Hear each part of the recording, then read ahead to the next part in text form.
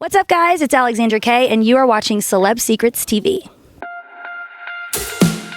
Celeb Secrets is here backstage at day one of CMA Fest, and we have Alexandra Kay hanging out with us. Hi. Thanks so much for taking the time to come by. Oh my gosh, thank you for having me. I appreciate it. Anytime. Is this your first CMA Fest? No, it's not.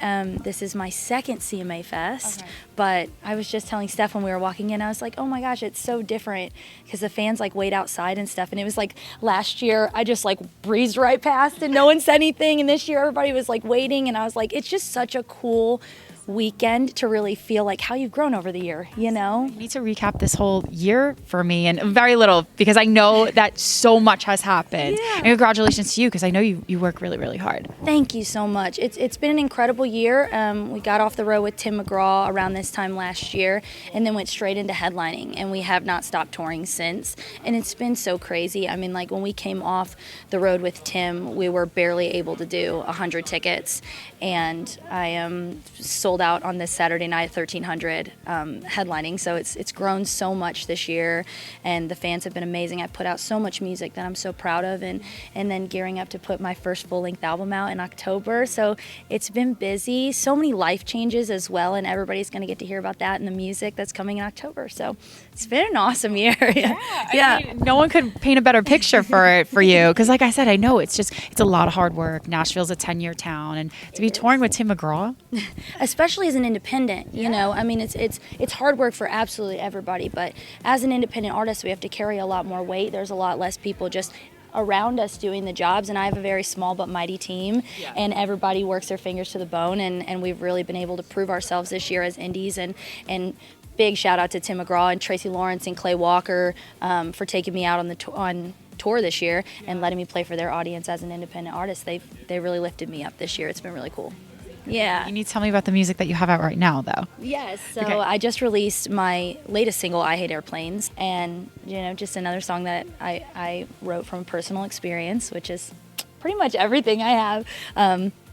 And the fans really wrapped their arms around it, and they really gravitated to using it for military homecoming videos and, having to say goodbye to their long-distance boyfriend. And it's really just a song about putting the blame on the airplane that's taking the person that you love away so you don't have to put it on them. And something that I came from experience when I dated someone in the Air Force years and years and years ago. And so wrote it from my heart, and I'm just really glad everybody's loving it. Yeah. And you said you're working on your first full-length album? Yes, first full-length record, which is a little bit of a pivot. I Hate Airplanes is the first single from the record, but I've been going through a lot of life changes in my life that I haven't really spoken about publicly yet, and this record is really telling of just the past year and how it's been the most rewarding year of my life professionally, but I've had a lot of really tough times and a lot of low lows in my personal life, and I really open up about that on the record. It's been such a healing process, and I'm just excited to be able to let everybody in on it like I always do on social media and have for 8 years now. So, how is that, like, being so vulnerable in your music? It's the only way I know how.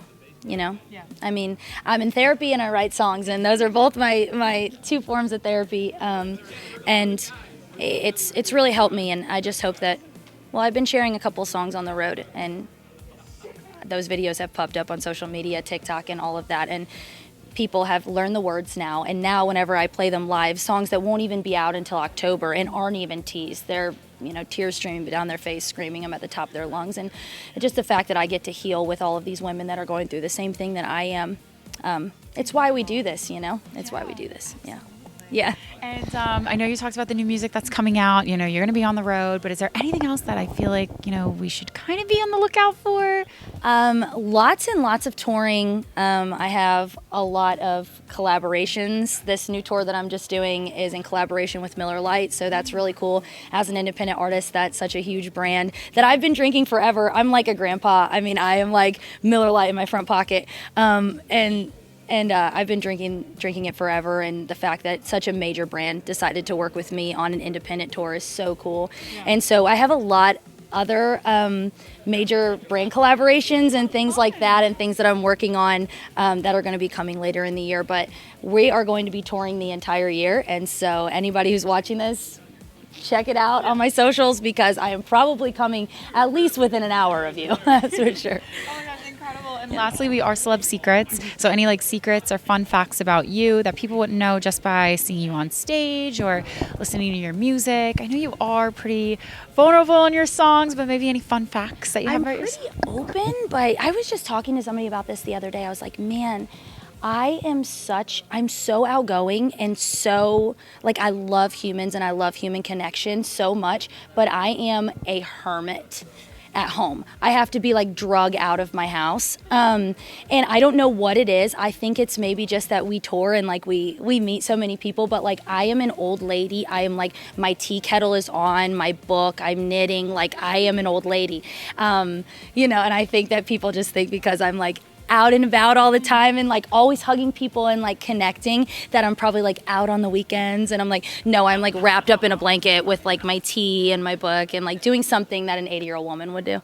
It's like a Hannah Montana life.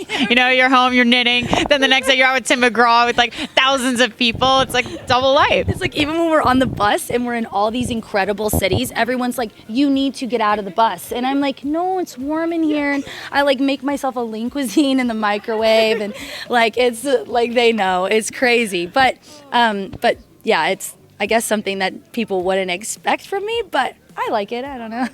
Alexandra, those are my questions. Thank you so much. Oh, thanks for having me. Of course.